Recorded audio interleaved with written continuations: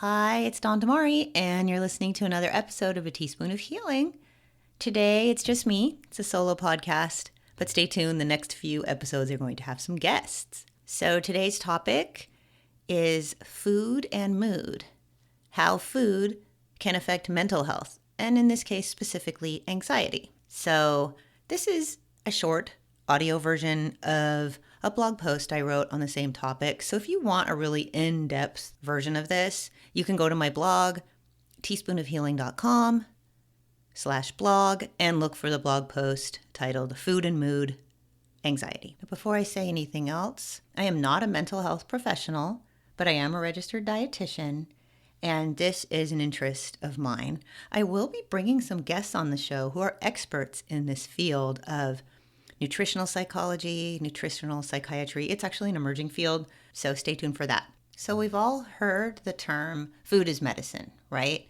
And we all know what we eat can affect our physical health, and that's something that we all know, right? However, like I said before, this is an emerging field.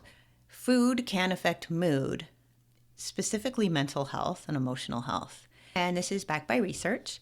So before I talk about anxiety and what it is and how food can help some people lessen the symptoms of it, I want to say that food, of course, cannot cure anxiety. Food is also not a frontline treatment for anxiety.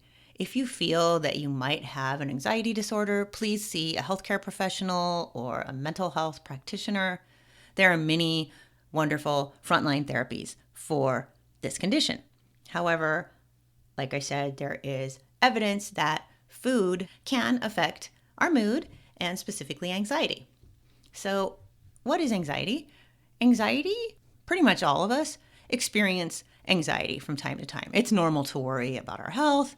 It's normal to worry about stuff at work, stuff with our family, but that usually goes away. If you're someone who has an anxiety disorder though, this anxiety will not go away. It's going to get worse over time, and it's going to start interfering with your daily life. There's several types of anxiety disorders. There's generalized anxiety disorder, panic disorder, social anxiety disorder, and several phobias. In this particular podcast, I'm just going to focus on generalized anxiety disorder, or GAD, and that is a persistent feeling of anxiety or dread, which doesn't go away, worsens over time, and interferes with daily life. And like I had said, food, they're finding, can be used alongside other anxiety treatments to help manage symptoms of anxiety. But know that this is usually something that happens over a period of time. This is not a quick fix. Some things, however, like cutting down on caffeine, which I'll talk about, you might notice a really immediate effect.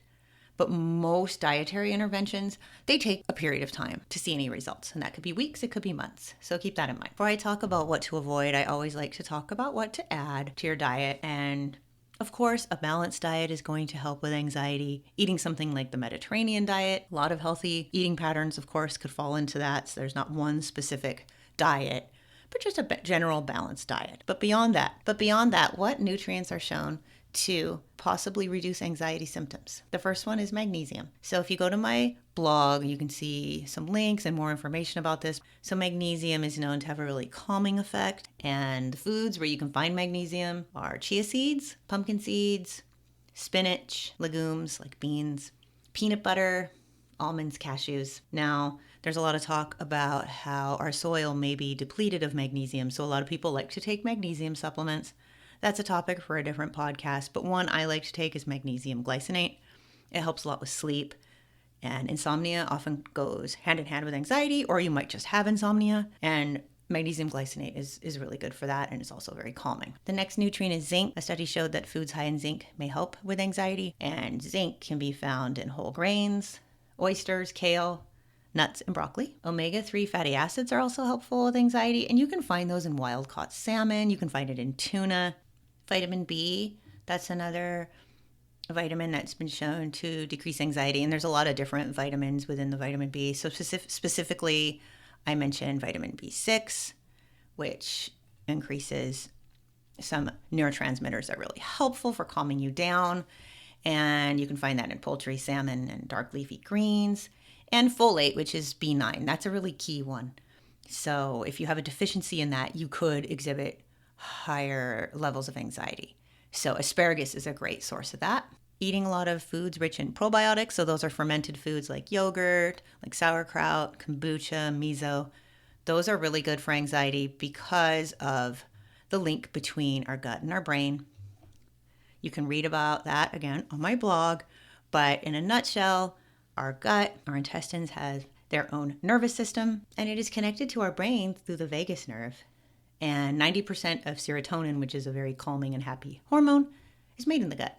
So you want to have a lot of good bacteria, probiotics in the gut to balance the bad ones because they protect our intestines. And so pro-inflammatory molecules can't enter because inflammation in our gut also connects to inflammation in our brain. And that makes us more anxious, more depressed. So in a nutshell, eating more probiotics. You can take probiotics, but a really good recommendation is just to eat more fermented foods, and that will increase your good bacteria. Fiber is another one. Consuming about 5 servings of fruit and vegetables a day, that's going to help you. And these probiotics, these good bacteria in our gut, they're going to eat soluble fiber, and that's found in fruits, vegetables, oats, and bran. And lastly, this is really interesting if you like spices. Specific spices that can help with anxiety, according to research, are saffron, turmeric, and ginger. So what else can you do if you have anxiety and you want to kind of change your habits with food? What can help you? Well, limiting ultra-processed food will really help. We hear a lot about that in the media, and it is really true. The average American gets 60% of their diet is ultra-processed food, and these are chips, fast food, frozen dinners, things like that. And of course, these taste good.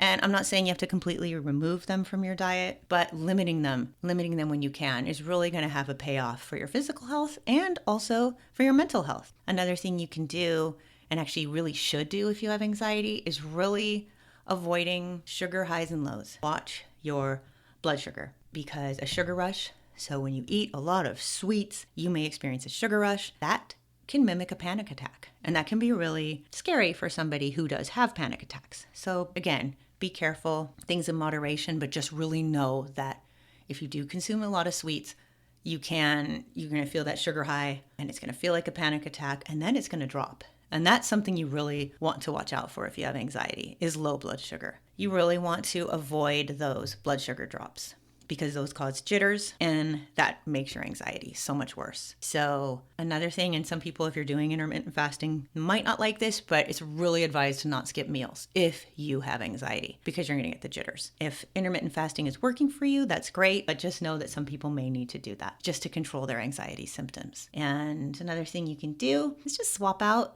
some of your white bread for whole grains, take a lot longer to digest, and just watch the ultra-processed food, watch the sugar, read your labels, and just do the best you can. But just know that these kind of things really do have an effect on mental health, anxiety, and depression, which I'll talk about in another episode. So another thing to do, unfortunately, is limit caffeine. Now, you can totally cut it out. That's fine. That's something that I certainly couldn't do, but recommendation is to cut down on caffeine. If you have anxiety, it can produce jitters, it can produce feelings of panic, and it also can make it difficult to fall asleep or stay asleep. So a recommendation is if you can't totally cut it out, have a cup of coffee in the morning and don't drink any more after about 11.